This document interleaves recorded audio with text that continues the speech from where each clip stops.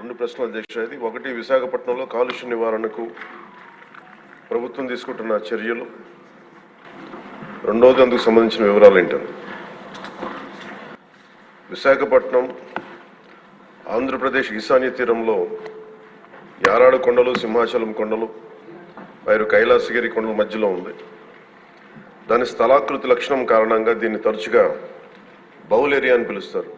MPC BiPC విద్యార్థులకి ఒక వరం CA CMA కోర్సులు. CA CMA చదివే విద్యార్థుల్లో 40% మంది ఎంపీసీ మరియు బైపీసీ విద్యార్థులే. Master minds.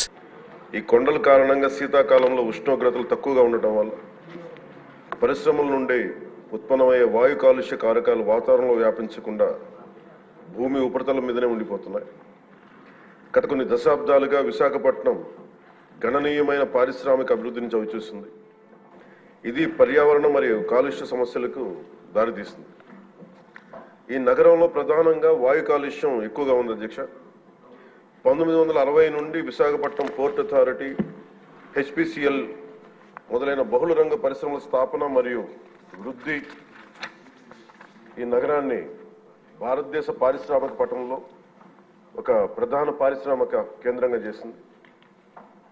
పారిశ్రామిక వృద్ధి ఫలితంగా చుట్టుపక్కల వాతావరణంలో ధూళి కణాలు, సల్ఫర్ డయాక్సైడ్, నైట్రోజన్ డయాక్సైడ్ ఉద్గారాలు మరియు ఇతర కాలుష్య కారకాల సాంద్రత పెరిగింది. పరిశ్రమలు, ఇతర రంగాల నుంచి వెలువడే కాలుష్యాన్ని నియంత్రించేందుకు ఆంధ్రప్రదేశ్ కాలుష్య నియంత్రణ మండలి అనేక కార్యక్రమాలు, సమర్థవంతమైన చర్యలు చేపట్టి ఎప్పటికప్పుడు కార్యాచరణ ప్రణాళికలను రూపొందిస్తున్నది. APPCB యొక్క చొరవ నగరాన్ని సల్ఫర్ డయాక్సైడ్ మరియు నైట్రోజన్ డయాక్సైడ్ కాలుష్యం నుండి విముక్తి చేసింది. అయినప్పటికీ ధూళి కణాల కాలుష్యం ఒక సమస్యగానే మిగిలిపోయింది. 2009 సంవత్సరంలో కేంద్ర కాలుష్య నియంత్రణ మండలి CPCB విశాఖ నగరానికి సంబంధించి సమగ్ర పర్యావరణ కాలుష్య సూచిక సెపి స్కోరును 70.82గా లెక్కించి ఉండవలసిన ప్రమాణం 60 కంటే ఎక్కువగా ఉండడం వలన విశాఖపట్నంను తీవ్ర కాలుష్యం ఉన్న ప్రాంతంగా గుర్తించింది. కేంద్ర పర్యావరణ మరియు అటవీ మంత్రిత్వ శాఖ 13/1/2010 విశాఖపట్నం బౌల్ ఏరియాలో పరిశ్రమల స్థాపనకు మరియు విస్తరణకు మారిటోరియం విధించింది. ఇందువలన ఆంధ్రప్రదేశ్ కాలుష్య నియంత్రణ మండలి పరిశ్రమలు మరియు ఇతర భాగస్వాముల సమన్వయంతో బౌల్ ఏరియాలో ఉన్న పరిశ్రమలకు జాతీయ ప్రమాణాల కంటే ఎక్కువ కఠినమైన ఉద్గార ప్రమాణాలను, ఎమిషన్ స్టాండర్డ్స్ను నిర్దేశించింది. ఉదాహరణకు పార్టికులేట్ మ్యాటర్ PM10 యొక్క గాఢత అంటే మిల్లీగ్రామ్ పర్ మెట్రిక్ క్యూబ్, దాదాపు 50 మిల్లీగ్రామ్ పర్ మెట్రిక్ క్యూబ్గా జాతీయ ప్రమాణం 150 మిల్లీగ్రామ్ పర్ మెట్రిక్ క్యూబ్ కంటే గాను SO2 లెవెల్ 5 mg, జాతీయ ప్రమాణం 25 mg కంటే నిర్దేశించడం అయింది. ఈ కఠినమైన నిబంధనల కారణంగా పరిశ్రమలు కాలుష్య నియంత్రణ వ్యవస్థను అప్గ్రేడ్ చేశాయి మరియు గ్రీన్ విశాఖ కార్యక్రమం కింద విస్తారమైన గ్రీన్ బెల్ట్ని అభివృద్ధి చేశాయి. ఈ చర్యల వలన సెపీ స్కోర్ 2013 నాటికి 70.82 నుండి 52.31కి తగ్గింది. 2013లో ministry of environment, forest and climate change comprehensive environment pollution index score నగరానికి సంబంధించి 60 కంటే తక్కువగా ఉండడం వలన పరిశ్రమల విస్తరణపై ఉన్న మారిటోరియం ఎత్తివేసింది.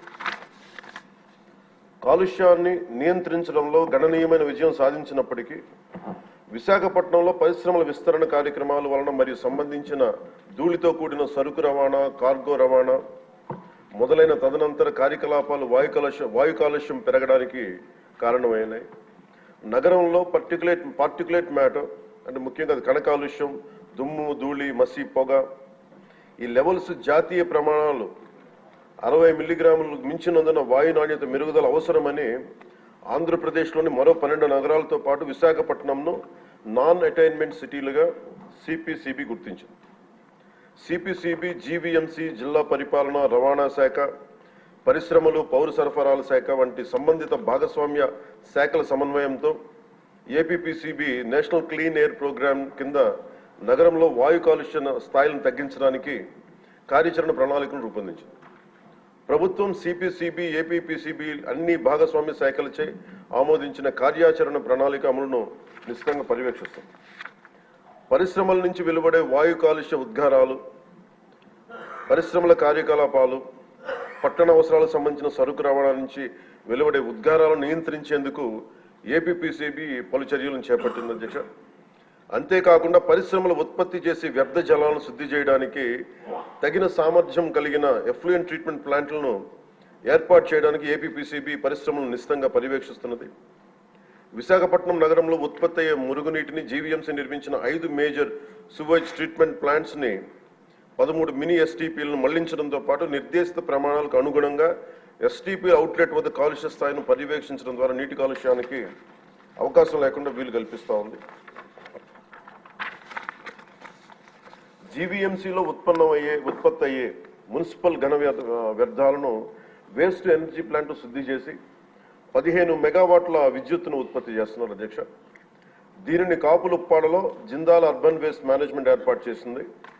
ఇది బహిరంగ ఘన వ్యర్థాల దహనం మరియు మున్సిపల్ సాలిడ్ వేస్ట్ డిస్పోజల్ సమస్యను తొలగించింది. విశాఖపట్నం నగరంలో కాలుష్య స్థాయిలను తగ్గించడానికి, మరిన్న నివారణ చర్యలు చేపట్టడానికి, కాలుష్య మూలాలు మరియు సంబంధిత కాలుష్య కారకాలను సవివరంగా గుర్తించడానికి ఒక సోర్స్ అపాయింట్మెంట్ స్టడీని విశాఖపట్నంలో ఆంధ్ర విశ్వవిద్యాలయానికి అప్పగించడం అయింది. ఏపీపీసీబీ ఎప్పటికప్పుడు పరిశ్రమలను పర్యవేక్షిస్తూ వాయు కాలుష్య నియంత్రణ వ్యవస్థలను, వ్యర్థాలను శుద్ధి వ్యవస్థలను అప్గ్రేడ్ చేసి ఆపరేట్ చేయాలని ఎప్పటికప్పుడు ఆదేశాలను జారీ చేస్తుంది. Real time pollution monitoring systems ద్వారాను మరియు భౌతిక తనిఖీల ద్వారా పరిశ్రమలను ఏపీపీసీబీ పర్యవేక్షిస్తున్నది. ఈ చర్యల యొక్క వివరాలను అనుబంధంగా సభా సమక్షంలో ఉంచడం అయింది. పరిశ్రమల పర్యావరణ ఆడిట్ వ్యవస్థను కూడా ప్రభుత్వం ఏర్పాటు చేయనుంది.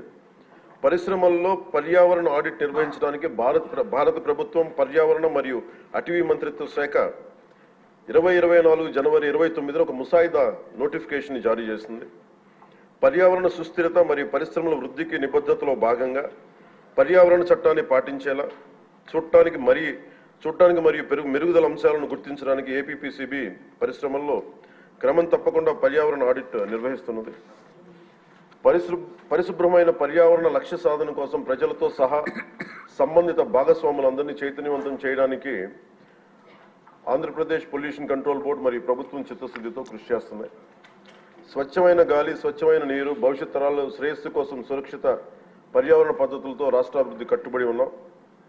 ఈ సందర్భంలో ఈ American red Indian chief Seattle, స్థానిక అమెరికన్ చీఫ్ ఆఫ్ సుక్వామిష్ మరియు దువామిష్ ట్రైబ్స్ ఈ కింద విధంగా ఉదహరించిన ఒక సందర్భంలో, the earth does not belong to man, man belongs to the earth. We don't inherit the earth, but we borrow it from our children. ఆయన మాటలు సమస్త జీవరాశుల పరస్పర అనుసంధానాన్ని, భావితరాల కోసం ప్రకృతి ప్రపంచాన్ని గౌరవించడం, పరిరక్షించడం యొక్క ప్రాముఖ్యత నొక్కి చెప్తున్నారు. సుమన్ టీవీలో మీ పర్సనల్ అండ్ బిజినెస్ ప్రమోషన్స్ కోసం కింది నెంబర్కి కాంటాక్ట్ చేయండి.